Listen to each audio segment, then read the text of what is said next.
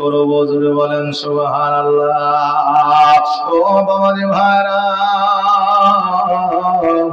আমরা যখন অন্যান্য মাসে কোরআন তেলাওয়াত করি, একটা আয়াত পড়লে 10টা করে নেকি পাওয়া যায়। পবিত্র রমজান মাসে যখন আমরা কোরআন একটা আয়াত পড়ব 70টি করে নেকি পাবো জোরে বলেন সুবহানাল্লাহ। বাবারে, অন্যান্য মাসে ফরজ নামাজ পড়লে যতটা সব পাওয়া যায়, পবিত্র রমজান মাসে নফল নামাজ পড়ে তাই ফরজের সমতুল্য নেকি পাওয়া যায় জোরে বলেন সুবহানাল্লাহ। আল্লাহ তাআলা জগতের মধ্যে একটা কিতাব দিয়েছে, যেই কিতাবটার নাম হলো আল কোরআন। যেই কোরআন পড়লেও নেকি হয়, যেই কোরআন শুনলেও নেকি হয়, যেই কোরআন বাড়িতে রাখলেও নেকি হয়, যেই কোরআন মসজিদে দান করলেও নেকি হয়, যেই কোরআন মাদ্রাসায় দান করলেও নেকি হয়, যেই কোরআন তালবে ইলমকে দান করলেও নেকি হয়, ওই কোরআন আল্লাহ তাআলা জগতের মধ্যে দিয়েছে। আজকে এই পবিত্র কোরআন যখন মানুষ তেলাওয়াত করে, শুনতে এত সুমধুর লাগে, শুনতে এত ভালো লাগে যে কোরআনের মোরা প্রেমে পড়ে যায় জোরে বলেন সুবহানাল্লাহ। এই কোরআনুল কারীম পবিত্র রমজান মাসে সকাল বেলা বাবা ফজরের নামাজের পরে পড়বে সূরা ইয়াসিন, সূরা রহমান বা সূরা ফাতিহা থেকে নিয়ে সূরা নাস পর্যন্ত 1 পারা 2 পারা 3 পারা করে পড়বে। আপনি কোরআন পড়ে নেকি পাবেন, এটা তো ঠিকই।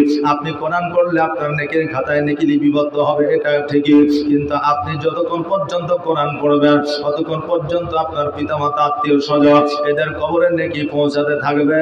আর আপনার কোরআন তেলাওয়াতের কারণে আমার আল্লাহ তাআলা আপনার আত্মীয় স্বজনকে জান্নাতবাসী করবে জোরে বলেন সুবহানাল্লাহ। এই জন্য পবিত্র রমজান মাসে বেশি বেশি করে কোরআন তেলাওয়াত করবেন। ইফতারের পরে যদি সময় পান কোরআন তেলাওয়াত করবেন, যদি সময়টা না পান তারাবি পড়বেন। তারাবি পড়ার পরে নইলে 1 পারা পড়ে তারপরে আপনি বিছানায় যাবেন। সকালবেলা আবার পুনরায় ফজরের নামাজের পরে পড়তে পারেন, আগেও পড়তে পারেন। রমজান মাসে যত বেশি বেশি করে আমল করবেন, বেশি বেশি করে নেকি পাওয়া যাবে। তবে সব চাইতে বেশি সবের কাজ হলো লাইলাতুল কদরের রাত্রিতে ইবাদত করা আর আল্লাহর কোরআন তেলাওয়াত করা জোরে বলেন সুবহানাল্লাহ। এই কোরআন এমন রে বাবা, এই কোরআন অতীতে যারা শুনেছে, যাদের কানে পৌঁছে গেছে, তারা অন্যান্য ধর্মের মানুষ ছিল, ইহুদি নাসারা কাফের বেদে বাবারে, তারা আল্লাহর কোরআনের আওয়াজ শোনার পরে তারা আপনার নিজের ধর্ম ত্যাগ করে নবীর কালমা পড়ে মুসলমান হয়েছে জোরে বলেন সুবহানাল্লাহ। কোরআন আমার নবী মুস্তাফা সাল্লাল্লাহু আলাইহি ওয়াসাল্লাম তেলাওয়াত করেছে। এখনো পর্যন্ত মোবাইলে বলে, আর জালসায় বলে, আর বাবা হাজী সাহেব বলে, আর বাবা মুসল্লি বলে, ইমাম সাহেব বলে, যখন কোরআন তেলাওয়াত করে ওই কোরআনের আওয়াজটা যখন কানের মধ্যে আসে, মনে হয় আমাদের শরীরের মধ্যে একটা নতুন কিছু যেন আপনার আসলো। আল্লাহর তরফ থেকে আমাদের শরীরের প্রতি যেন রহমত বর্ষিত হইল জোরে বলেন সুবহানাল্লাহ। কোরআনের আওয়াজ শুনলে দেখবেন মনটা বাবা শীতল হয়ে যায়। আর কোরআন যখনই শুনবেন তখনই ভালো লাগে, না লাগে না? যে কোরআনের আয়াত বাবা কোনোদিন পুরনো হয় নাই, কারো কাছে হবে না, কিয়ামত পর্যন্ত হবে না জোরে বলেন সুবহানাল্লাহ। এই জন্য পবিত্র রমজান মাসে বেশি বেশি করে কোরআন তেলাওয়াত করবেন। বাবাজি ভাইরা, আমরা যখন রমজান মাসে রোজা করব, তারাবি পড়তে যাব, অনেকে চিন্তা করে আমি তো তারাবি পড়তে যেতে পারি না, আমার রোজাটা কি হবে, আমার রোজাটা কি হবে। অনেক বাপজিরা আছে বাবা বিড়ি খাওয়ার জন্য রোজা রাখে না, অনেকে আছে খিদা সহ্য করতে পারে না বলে খিদা আপনার রোজা রাখে না, অনেকে আছে তারাবি পড়তে যেতে পারে না বলে রোজা রাখে না। আছে না নাই? আচ্ছা বাবারে, তারাবিটা হলো আলাদা, রোজা হলো আলাদা। রোজাটা হলো আমাদের জন্য ফরজ। আপনি রোজা রাখবেন, যদি তারাবিতে পৌঁছাতে না পারে এই জন্য আপনার রোজা হবে না, এটা নয় এটা নয়, আপনার রোজা হয়ে যাবে। কিন্তু তারাবিতে যদি আপনি না যান, আপনি যে নেকি আপনি অধিকারী হইতে অতটা নেকি আপনি পাবেন না। তবে কারণবশত যদি আপনি তারাবিতে যাইতে না পারেন, আপনার রোজা ভঙ্গ হয়ে যাবে। এটা কোনো মশলা মাসাইল নয় বাবাজি ভাইরা। আপনি আমি চেষ্টা করব তারাবিতে যাওয়া, বাচ্চা কাচ্চা ছোট ছেলেরা তারাবিতে যায় না যায় না, তারাবিতে যায়, তাদেরকে সহানুভূতি দিবে, তাদেরকে আপনি বেশি বেশি করে মসজিদে নিয়ে আসার জন্য আগ্রহ দেখাবে। মসজিদে গেলে তাদের একটু যত্ন নিবে। বাবারা, আপনি আমাকে বলতে পারেন, হুজুর গো, পবিত্র রমজান মাসে বাচ্চা কাচ্চারা মসজিদে আসে, নামাজ ভঙ্গ করে দেয়, লাফালাফি করে, মারামারি করে, হুড়াহুড়ি করে। যে এরকম হয় না, যে এই দেখেন মসজিদে যাবে, এমন এমন ছেলে পিলে আছে বুঝলেন, নামাজে দাঁড়িয়েছে বন্ধু বান্ধব, আর পেছন থেকে বুঝলেন অন্য বন্ধু যাইয়া ওই বন্ধুর কাপড় খানকে তুলিয়ে দিবে, যে লইখানকে তুলিয়ে দিয়ে দুজনে লাগলে মারপিট, এইদিকে হাসাহাসি মারামারি হুড়িয়াহুড়ি চলছে। আগে যারা মুসল্লি আছে তারা পরবর্তীতে, এই তোরা কাল থেকে মসজিদে আসবে না, তোরা এই করছে সেই করছে হ্যাঁ করছে, এই কথা বলবেন না, কারণ এটা হচ্ছে সুন্নতের বরখলাফ। কারণ আমার নবী বলেছেন, যারা বাচ্চা হবে তারা মসজিদে এসে একটু হই হট্টগোল করবে, আর তাদেরকে বুঝাইতে হবে মসজিদে আসার জন্য বারণ করা যাবে না। কারণ আজকে যদি আপনি বারণ করে দেন, মসজিদ থেকে যদি চলে যায়, ও যদি আর মসজিদের দিকে আপনার সম্মুখীন না হয়, যদি আগ্রহী না হয়, এই জন্য পুরো আপনার গুনাহ আপনার হবে। কথা কি বুঝতে পারলেন? এই জন্য আমার নবী বলেছেন, যখন দেখবে মসজিদে বাচ্চাদের পেছনে কিচিরি মিচির আওয়াজ নাই, চিল্লা চিল্লি নাই, হুড়াহুড়ি নাই, জানবেন পরবর্তীতে আমাদের ভবিষ্যতে মসজিদের মুসল্লি থাকবে না। কথা বুঝতে পারলেন না? এই জন্য বাচ্চা কাচ্চারা আসবে পবিত্র রমজান মাসে, তাদেরকে সহানুভূতি দেখাবেন, তাদেরকে ভালোবাসা দিবেন, তাদেরকে বোঝাবেন যে এই রকম ভাবে নামাজ হয় না, দরকার হলে মাঝে মাঝে নিয়ে নেবেন, একটা আপনারা আইন চালু করবেন, তবে বাচ্চাদেরকে মসজিদ থেকে বা আপনি বাড়ি পাঠিয়ে দিবেন না, বা বাচ্চাদের আসতে বারণ করবেন না। বাবাজি ভাইরা, এইভাবে তারাবির নামাজ আমরা যদি আদায় করি, তারাবির নামাজ যদি আমরা পড়ি, 30টা তারাবি যদি কমপ্লিট করতে পারি, তারাবি যদি আল্লাহ কবুল করে নেয়, আজকে আমাদের জীবনের গুনাহগুলো মাফ হয়ে যাবে। আরে বাবা, আজকে পৃথিবীর মধ্যে অনেক মতভেদ রয়েছে, কেউ বলছে 8 রাকাত তারাবি, কেউ বলছে 20 রাকাত তারাবি। আজকে আমরা আহলে সুন্নাত ওয়াল জামাতের মানুষ, আমরা বলি 20 রাকাত তারাবি। আপনি বলবেন, হুজুর আজকে আহলে হাদিসরা বলতেছে, আজকে অন্যান্য আপনার লামাযহাবীরা বলতেছে 8 রাকাত তারাবি মক্কা মদিনায় হয়। বাবাজি ভাইরা, যারা মক্কা মদিনায় গিয়েছে হজ করার জন্য, তাদেরকে জিজ্ঞাসা করে নেবেন, মক্কা মদিনায় এখনো পর্যন্ত 20 রাকাত তারাবি হয়। এই জন্য আমাদের নবী মুস্তাফা সাল্লাল্লাহু তাআলা আলাইহি ওয়াসাল্লামের সাহাবীগণ 20 রাকাত তারাবি পড়েছে, আমরাও 20 রাকাত তারাবি পড়বো, বলেন ইনশাআল্লাহ। এটা আওয়াজ দিয়ে বলেন ইনশাআল্লাহ। বেরাদার, এই পবিত্র রমজান মাসে বেশি বেশি করে কোরআন তেলাওয়াত করতে কেন বলছি? কারণ আমার নবী মুস্তাফা সাল্লাল্লাহু তাআলা আলাইহি ওয়াসাল্লাম পবিত্র রমজান মাসে কোরআন তেলাওয়াত করেছে, আর একটা বাচ্চা মসজিদের পাশে বসে আপনার খেলাধুলা করতে আছে, যেমনই ওই বাচ্চাটার কানে কোরআনের আপনার আওয়াজটা ভেসে আসলো, ওই বাচ্চা বলে, হায় রে, এত সুন্দর আওয়াজ কোথা থেকে আসে? গুটি গুটি পায়ে যেন আগিয়ে গেল, আগিয়ে যাওয়ার পরে আপনার মসজিদের দরওয়াজার সম্মুখে দাঁড়ায়া আছে, আমার নবী যেন সকালবেলা কোরআন তেলাওয়াত করতে আছে। এবার বাবারা, ওই বাচ্চা দাঁড়িয়ে দাঁড়িয়ে আমার নবীজির কোরআন তেলাওয়াত শুনতে আছে, আর আমার নবীজি কোরআন যেন আপনার পড়তে আছে। এবার আমার নবী মুস্তাফা যখন কোরআন তেলাওয়াতটা বন্ধ করলেন, বন্ধ করার পরে যখন বাড়ির দিকে অগ্রসর হইলেন, দেখছে যেন একটা বাচ্চা যেন আপনার দাঁড়িয়ে আছে। আমার নবীজি বললেন, বাচ্চারে, তুমি আজকে এই জায়গায় দাঁড়িয়ে আছো, কারণটা কি? বলে, হুজুর গো, আপনি যে কিতাবখানা আপনি পড়তেছিলেন, ওই কিতাবখানা কি কিতাব? আজকে এত সুমধুর কণ্ঠে আপনি পড়তেছিলেন, এত সুন্দর লাগতেছিল হুজুর, আরো একবার যদি পড়তেন আমি শুনতাম। আমার নবী বলে, বাচ্চা,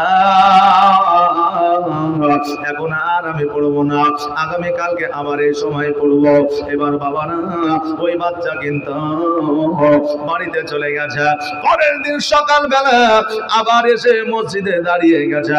নবী আমার কোরআন তেলাওয়াত করার পরে আবার যখন বাইরে বের হচ্ছে, বের হওয়ার পরে দেখছে যেন বাচ্চা দাঁড়িয়ে আছে। বাচ্চাটি বলে, হুজুর গো, আজকে আপনি যে কিতাবখানা পড়ে এত সুমধুর কণ্ঠে এত সুন্দর লাগে, নবী গো, আজকে ওই আওয়াজে যেন আমি পাগল হয়ে গেছি, ওই আওয়াজের যেন প্রেমে পড়ে গেছি।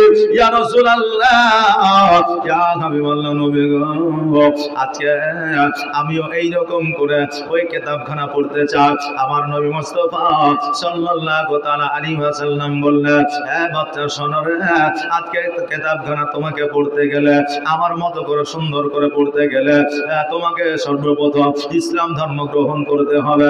ইসলাম ধর্ম গ্রহণ করার পরে আজকে কিতাবখানা তুমি পড়তে পারবে। কেন না আজকে ইসলাম ধর্ম না গ্রহণ করলেও অনেকে কোরআন তেলাওয়াত করে, কিন্তু বাবারে যারা বেধর্মে কোরআন তেলাওয়াত করে তারা কিন্তু মহব্বতের সহিত আপনার কোরআন তেলাওয়াত করে না। তারা জানার জন্য বোঝার জন্য কোরআন তেলাওয়াত করে, কোরআনের ভুল খোঁজার জন্য তারা কোরআন তেলাওয়াত করে। কিন্তু নবীর কালমা পড়ে যদি কোরআন পড়া হয়, ওই কোরআনের প্রতি মহব্বত আলাদা হয়ে যায়। এই জন্য আমার নবী বলে, বাচ্চা আজকে তোমাকে আগে নবী আমার কালেমা পড়ে নিতে হবে, তারপরে কোরআন তেলাওয়াত করবে। বাচ্চাটা বলল, হুজুর গো, আমার মা মূর্তি পূজা করে, আমার মা পাথর পূজা করে, সূর্য পূজা করে, আমার আব্বা মূর্তি পূজা করে, পাথর পূজা করে। ইয়া রাসূলুল্লাহ, আজকে আমার মা আব্বাকে বুঝাইব, আমার মা আব্বা যদি মেনে নেয়, আমরা সকলে আসিয়া আপনার কাছে কোরআন তেলাওয়াত করব, আপনার কাছে কালমা পড়ব, আমরা মুসলমান হয়ে যাব। তুমি আমার বলে, বাচ্চারে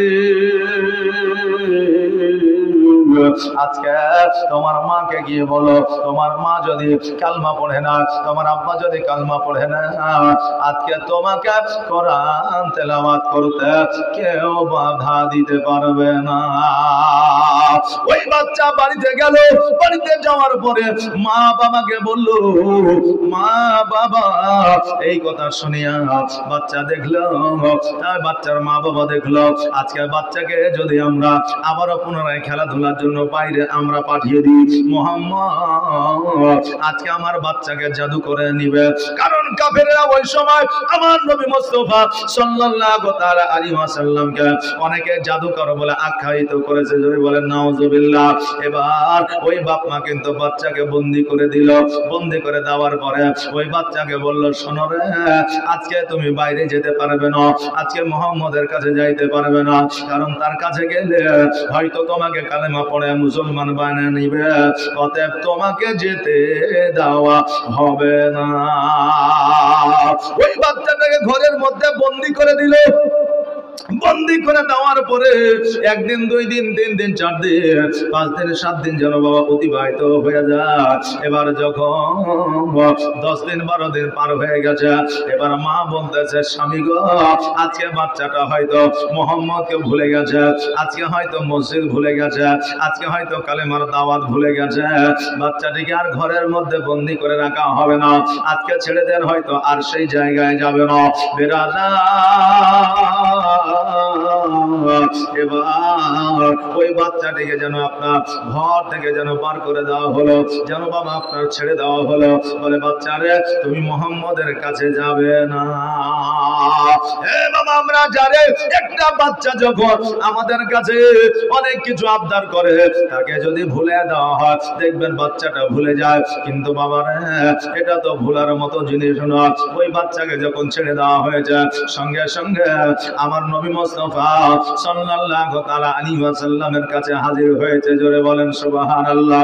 নবী আমার বলে, বাচ্চারে, আজকে তোমাকে অনেক দিন ধরে দেখা যায় না, আজকে তুমি কোথায় ছিলে? বলে, হুজুর গো, আমার আব্বা মা আমাকে বন্দি করে রেখেছিল, আমার আব্বা মা আমাকে ঘরের মধ্যে আটক করে রেখেছিল। ইয়া রাসূলুল্লাহ, ইয়া হাবিবাল্লাহ, নবী গো, আপনার কোরআন তেলাওয়াতের আওয়াজে আমি বড় মুগ্ধ ছিলাম, আমি বড় পাগল ছিলাম। আমি আপনার কোরআন তেলাওয়াতে প্রেমে পড়ে গিয়েছিলাম নবী গো, আজকে প্রেমে পড়ে যাওয়ার কারণে আজকে আমাকে ঘরের মধ্যে আমার বাবা মা বন্দি করে দিয়েছিল। ইয়া রাসূলুল্লাহ, আমি ঘরের মধ্যে বন্দি ছিলাম ঠিকই, কিন্তু আপনি যখন কোরআন তেলাওয়াত করতেন, এই কোরআন তেলাওয়াতের আওয়াজ আমার কানে গিয়ে পৌঁছাতো। জোরে বলেন সুবহানাল্লাহ। কারণ নবীর প্রেমে যারা পাগল হয়ে যায় রে বাবা, নবীর আশিক যারা হয়ে যায়, তারা নবীকে স্বপ্নের মাধ্যমে আমার নবীকে দর্শন করে নেয়। জোরে বলেন সুবহানাল্লাহ। তাদেরকে বাবা মক্কা মদিনায় নবীজিকে দেখার জন্য যেতে হয় না, তারা চক্ষু বন্ধ করলে নবীকে দেখতে পায়। এটাই হলো নবীর প্রেমিক, নবীর আশিক। কারণ যারা নবীর পাগল হয় আজকে তারা দুনিয়ার মধ্যে পাগল বলে আখ্যায়িত পায়। নবীর প্রেমে পাগল হইলে, নবীর প্রেমে পাগল হইলে আমার আল্লাহ তাআলা খুশি। নবীর দরুদ পড়ো দিবানিশি, নবীর প্রেমে পাগল হইলে, নবীর প্রেমে পাগল হইলে আমার আল্লাহ তাআলা খুশি। নবীর দরুদ পড়ো দিবানিশি, নবীর দরুদ পড়ো দিবানিশি। ও কি নবীর প্রেমে পাগল হইলে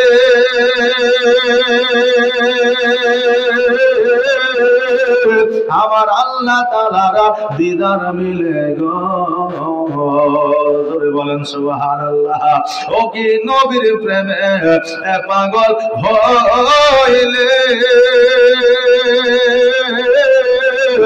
আমার আল্লাহ তাআলার দিদার মিলে গো। থাকো যদি যদ বাহালে, থাকো যদি আজদ বাহালে, হইয়া প্রেম দাসী। নবীর দরুদ পড়ো দিবানিশি, নবীর প্রেমে পাগল হইলে, নবীর প্রেমে পাগল হইলে আমার আল্লাহ তাআলা খুশি। নবীর দরুদ পড়ো দিবানিশি, নবীর দরুদ পড়ো দিবানিশি। আল্লাহুম্মা সাল্লি